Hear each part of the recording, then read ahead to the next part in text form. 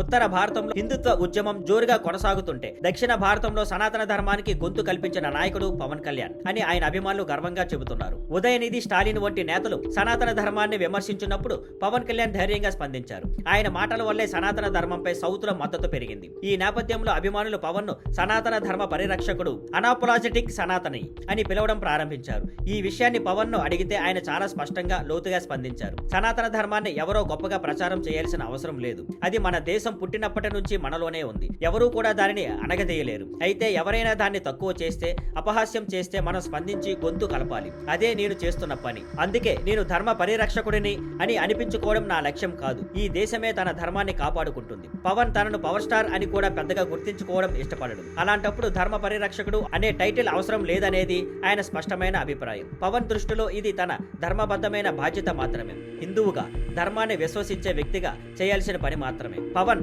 ధర్మం కోసం మాట్లాడుతున్నాడు గాని గౌరవాలు, టైటిల్ కోసం కాదు. ధర్మ ఎప్పటికీ మన దేశంలో చిరస్థాయిగా ఉంటుందని ఆయన నమ్మకం. Thank you for watching. Please like, share and subscribe.